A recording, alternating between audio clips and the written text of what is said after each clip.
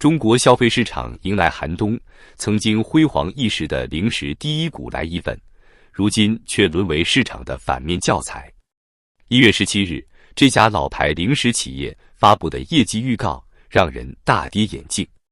数据显示，来一份预计2024年度净亏损高达8600万元，同比暴跌251%。这不仅创下其自2016年上市以来的最大亏损记录，更是让市场对中国消费市场的复苏前景蒙上了一层阴影。这一业绩暴雷来得格外讽刺。就在消息公布前，来一份还在资本市场上演了一出妖股神话。从2024年12月20日开始，公司股票就像着了魔一般，短短1个月内竟然收获了10个涨停板，股价从11.20元一路飙升至24.6元，涨幅高达119.6%。如果把时间拉长到4个月，从2024年9月18日的7.8元算起，来一份股价最大涨幅更是达到惊人的215%，市值暴涨56.6亿元。然而，这看似辉煌的股价背后却是一地鸡毛。细查之下可以发现，来一份的股价暴涨完全是靠一个虚无缥缈的微信小店概念在支撑。公司在回复交易所问询函时不得不承认，目前其在微信渠道的销售占比还不到总收入的1%。这种程度的业务占比又如何支撑起如此疯狂的股价上涨？业绩暴雷后的惨状更是令人唏嘘。从1月17日开始，来一份股价就像断了线的风筝，连续4个交易日暴跌，累计跌幅超过31%，市值蒸发超过26亿元。这种戏剧性的反转，不禁让人联想到2015年股灾时期的情形。当时多少明星公司也是这样，从神坛跌入谷底，最终沦为市场的笑柄。更令市场担忧的是，来一份的业绩断崖式下滑并非偶然。从财务数据可以清晰地看到，公司已经连续7个季度同比营收下滑。2024年第3季度营收仅为7.307亿元，同比下滑18.12%。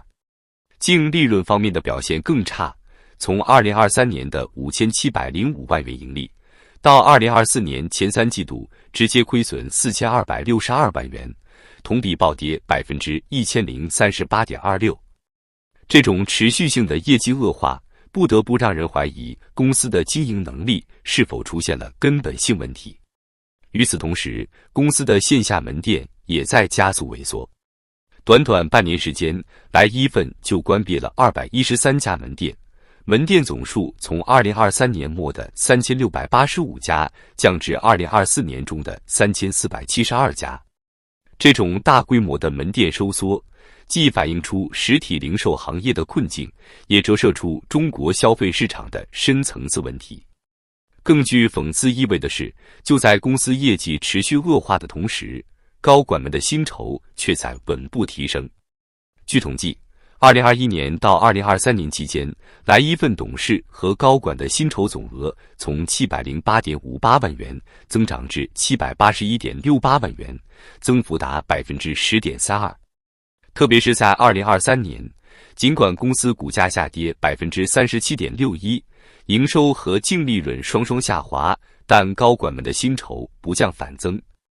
这种与业绩背离的薪酬制度，不得不让人质疑公司的治理机制是否存在重大缺陷。这场业绩暴雷背后，实际上反映出整个中国消费市场的结构性问题。作为零食行业的标杆企业，来一份的困境绝非个案，而是整个行业面临严峻挑战的缩影。根据中研网的数据，中国休闲食品行业前15大企业的市场占有率仅为 21.5%， 这意味着将近 80% 的市场份额被大量中小企业瓜分。在这种高度分散的市场格局下，传统零食企业不得不面临2个方向的夹击，一边是以良品铺子、3只松鼠为代表的新兴互联网品牌，凭借精准的线上运营和供应链优势快速崛起；另一边则是以零食很忙为代表的量贩零食新物种，通过低价策略快速抢占市场份额。这种竞争态势下，传统零食企业的生存空间被不断挤压。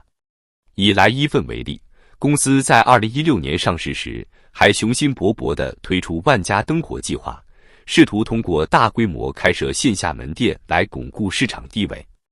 然而事与愿违，这种重资产扩张不仅没能带来预期的业绩增长，反而成为公司转型的沉重包袱。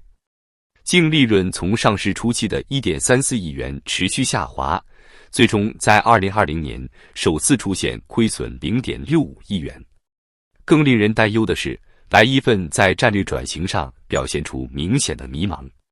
公司先后尝试跨界进军白酒、咖啡、美妆个护、乳制品、预制菜等多个领域，但收效甚微。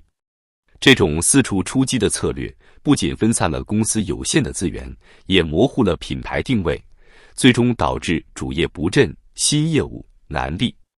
与此同时，公司的人才战略也出现重大失误。就在业绩预检公告发布的同一天，来一份突然宣布副总裁周晨军因工作调整原因辞任。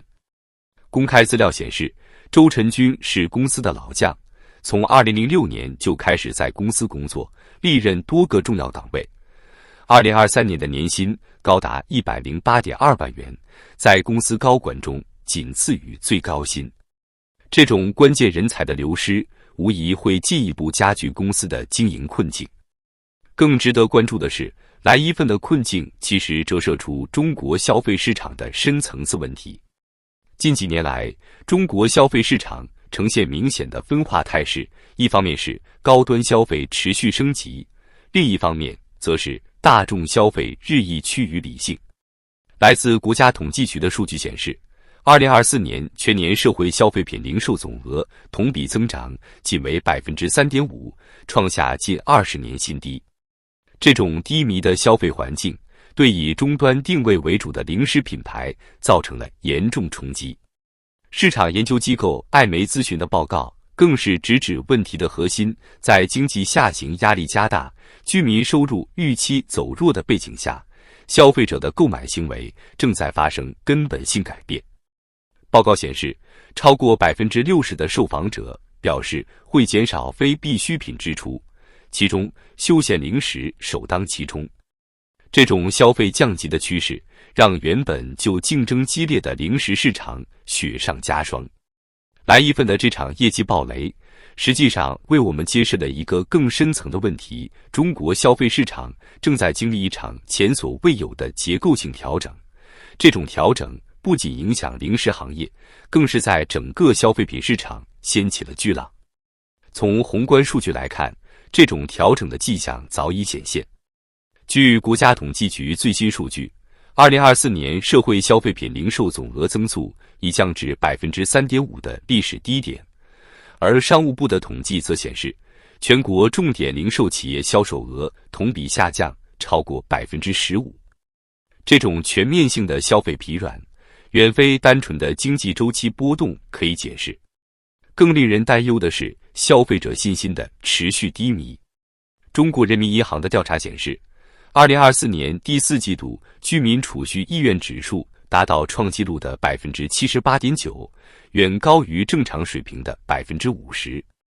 这意味着消费者正在采取更加保守的消费策略，能省则省已经成为主流消费理念。